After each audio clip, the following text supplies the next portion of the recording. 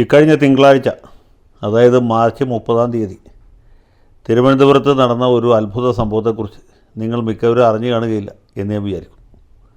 അറിയാൻ സാധ്യതയില്ല. കാരണം എന്താ വെച്ചാൽ അത് തിരുവനന്തപുരത്ത് പോലും അത്ര വലിയ വാർത്തയായില്ല, മറ്റ് സ്ഥലങ്ങളിൽ തീരെയും വാർത്തയായില്ല. ഞാൻ തന്നെ മറ്റ് ചില സൂചനകൾ വെച്ച് തിരുവനന്തപുരത്തുള്ള നമ്മുടെ ചില സുഹൃത്തുക്കൾ വഴി അന്വേഷിച്ചതിൽ നിന്നാണ് ഇതിൻ്റെ ഡീറ്റെയിൽസ് കളക്ട് ചെയ്യാൻ പറ്റിയത്. സംഭവം എന്ന് വെച്ചാൽ തിരുവനന്തപുരം സെൻട്രൽ മണ്ഡലത്തിൽ മത്സരിക്കുന്ന UDF സ്ഥാനാർത്ഥി സഖാവ് CP ജോണിനെ വിജയിപ്പിക്കാൻ വേണ്ടി ഏതാനും സാംസ്കാരിക പ്രവർത്തകർ തിരുവനന്തപുരത്തെ YMCA ഹാളിൽ ഒരു ചെറിയ മീറ്റിംഗ് വിളിച്ചുകൂട്ടി അദ്ദേഹത്തിന് ഐക്യദാർഢ്യം പ്രഖ്യാപിച്ചു. അദ്ദേഹത്തെ വിജയിപ്പിക്കേണ്ടത് കാലഘട്ടത്തിൻ്റെ ആവശ്യമാണ് എന്ന രീതിയിലുള്ള അഭിപ്രായങ്ങളും അവർ പറഞ്ഞു. ഇതിലെന്താണ് ഇത്ര വലിയ അത്ഭുതം എന്നുള്ളതല്ലേ.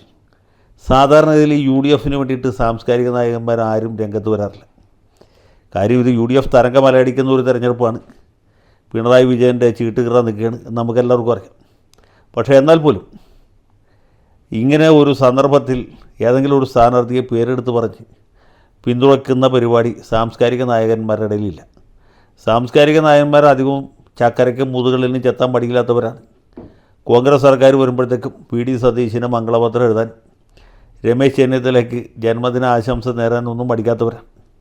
കാരണം അവരെല്ലാവരും അപ്പമ്പട എള്ളുണ്ട പ്രസ്ഥാനക്കാരാണ്.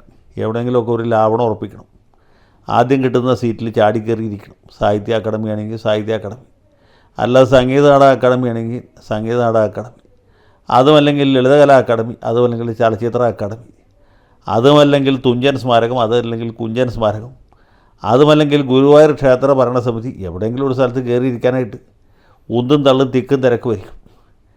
അങ്ങനെയൊക്കെ ചെയ്യുന്നവരാണ്. പക്ഷേ എന്നാലും നാട് ഭരിക്കുന്ന സർക്കാരിന്, അതും പിണറായി സഖാവിനെ വെറുപ്പിച്ചുകൊണ്ട് CP ജോണിന് ഐക്യദാർഢ്യം പ്രഖ്യാപിക്കാനായിട്ട് ഇവരാരും പോകാൻ ഒരു സാധ്യതയില്ല.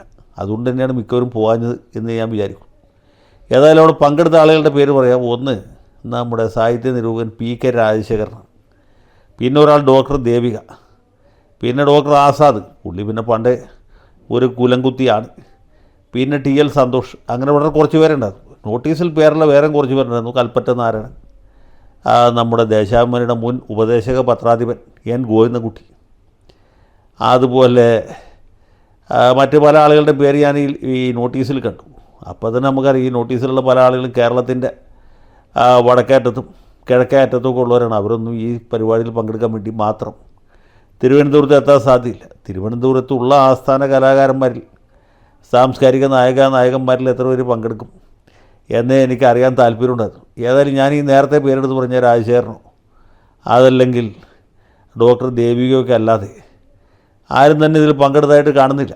പങ്കെടുക്കാൻ സാധ്യതയുമില്ല. പങ്കെടുത്താലേ അത്ഭുതമുള്ളൂ. ഏതായാലും ഇത്ര പേര് കൂടിയിട്ട് ഒരു മീറ്റിംഗ് തിരുവനന്തപുരത്ത് നടത്തിയെന്നുള്ളത് വളരെ പ്രധാനമാണ്.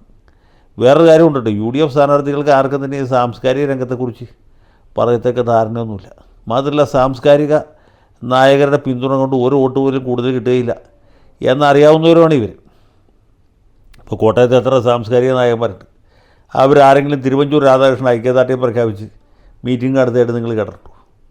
പുതുപ്പള്ളിയിൽ ചാണ്ടി ഉമ്മന് വേണ്ടി നടത്തിയായിട്ട് കേട്ടിട്ടുണ്ടോ? അത് നടത്തിയിട്ട് കാര്യമില്ല. അങ്ങനെ ഒന്നും നടക്കാൻ ഒരു സാധ്യതയില്ല. നേരെ മറിച്ച് സഖാവ് MA ബേബി കുണ്ട്രയിൽ ആദ്യം മത്സരിക്കുമ്പോൾ എന്തായിരുന്നു തിക്കും തിരക്കും. ONV സാറ് തൊട്ട് ഇങ്ങോട്ട് സകല ആളുകളും കുണ്ട്രയിൽ മത്സരിക്കുന്ന ധീര സഖാവിന് ഐക്യദാർഢ്യം പ്രഖ്യാപിക്കാൻ വേണ്ടി എത്തി. അഞ്ചാലും മൂട്ടിൽ വലിയ സമ്മേളനം വിളിച്ചു കൂട്ടി.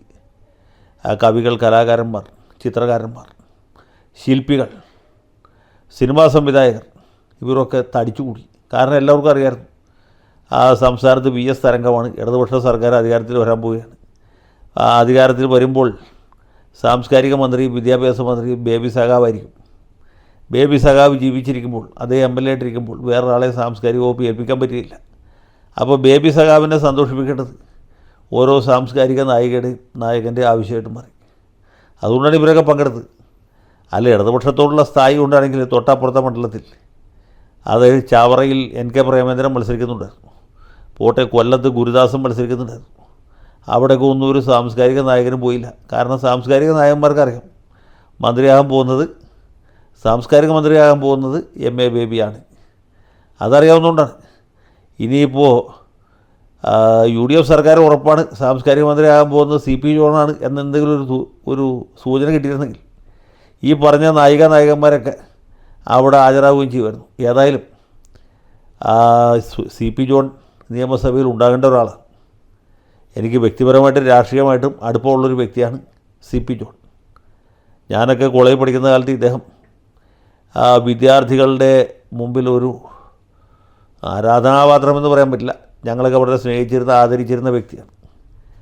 വിദ്യാർത്ഥി സംഘടനാ പ്രവർത്തകർക്ക് എക്കാലത്തും ഒരു മാതൃകയായിട്ട് പ്രവർത്തിച്ച ആളാണ്.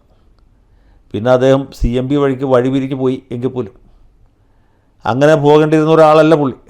പിന്നീട് വന്ന നേതാക്കന്മാരെ നേതാക്കളെയൊക്കെ കാണുമ്പോഴാണ് നമുക്ക് ഇദ്ദേഹത്തിൻ്റെയൊക്കെ മഹത്വം മനസ്സിലാവും. അറിയാം, സ്വരാജിനെ പോലെ, സിന്ധു ജോയിയെ പോലെ, പിൽക്കാലത്ത് ആർഷോയെ പോലെ, അനുശ്രീയെ പോലെ, അല്ലെങ്കിൽ ഇപ്പോൾ നമ്മുടെ ശിവപ്രസാദിനെ പോലെയൊക്കെയുള്ള ആളുകളാണ് ഈ വിദ്യാർത്ഥി സംഘടനയൊക്കെ തലപ്പത്ത് വന്നത്. അങ്ങനെയൊന്നും അല്ലാത്ത ഒരു കാലം ഉണ്ടായിരുന്നു. യോഗ്യന്മാരായ ആളുകൾ, നല്ല താൻപൂര്യമുള്ളവർ, കാര്യവിവരമുള്ളവരൊക്കെ SFIയുടെ DYFIയുടെയൊക്കെ തലപ്പത്തുണ്ടായിരുന്ന ഒരു കാലം ഉണ്ടായിരുന്നു. അതിനെ പ്രതികരിക്കുന്ന ഒരാളാണ് CP ജോൺ. അദ്ദേഹത്തെക്കാളും എത്രയോ ചെറുപ്പക്കാരായ, എത്രയോ ബുദ്ധിയും വിവരവും കുറഞ്ഞ ആളുകൾ ഇതിനൊക്കെ നിയമസഭാംഗങ്ങളായി. ജോൺ ഇതാദ്യമായിട്ടാണ് തിരുവനന്തപുരം സെൻട്രലിൽ മത്സരിക്കുന്നത്. നേരത്തെ 2 പ്രാവശ്യം ജന്മനാടായ കുന്നംകുളത്ത് മത്സരിച്ച് തോറ്റുപോയ ആളാണ്. അപ്പോൾ ഇത്തവണ അദ്ദേഹം ജയിക്കും എന്നുള്ള പ്രതീക്ഷയുടെ എനിക്കുള്ളത്. ഞാനൊരു സാംസ്കാരിക നായകനായിരുന്നെങ്കിൽ അവിടെ പോയാൽ എന്ത് ചെയ്യാൻ, ഞാനൊരു സാംസ്കാരിക വില്ലനായിപ്പോയി. അതുകൊണ്ട് ഈ സംഘാടകർ എന്നെ വിളിച്ചില്ല, എനിക്ക് ഐക്യദാർഢ്യം പ്രഖ്യാപിക്കാനും കഴിഞ്ഞില്ല. ഏതായാലും എൻ്റെ പിന്തുണ CP ജോണിനാണ്. കാരണം കരമന ഹരിയേക്കാളും നിയമസഭയിലിരിക്കാൻ യോഗ്യൻ തീർച്ചയായിട്ടും CP ജോണാണ്. അദ്ദേഹത്തിന് അർഹതയ്ക്കുള്ള അംഗീകാരം ഇത്തവണ ലഭിക്കും എന്ന് തന്നെ ഞാൻ വിചാരിക്കുന്നു. അദ്ദേഹം വിജയിച്ച് കാണാൻ ഞാൻ ആഗ്രഹിക്കുന്നു. എല്ലാ ഭാവുകങ്ങളും നേരുന്നു. അദ്ദേഹത്തിൻ്റെ സാന്നിധ്യം കേരള നിയമസഭയിൽ അനിവാര്യമാണ്. അക്കാര്യം തിരുവനന്തപുരം സെൻട്രൽ നിയോജകമണ്ഡലത്തിലുള്ള പ്രബുദ്ധരായ വോട്ടർമാരെയും കൂടി ഞാൻ ഓർമ്മിപ്പിക്കും.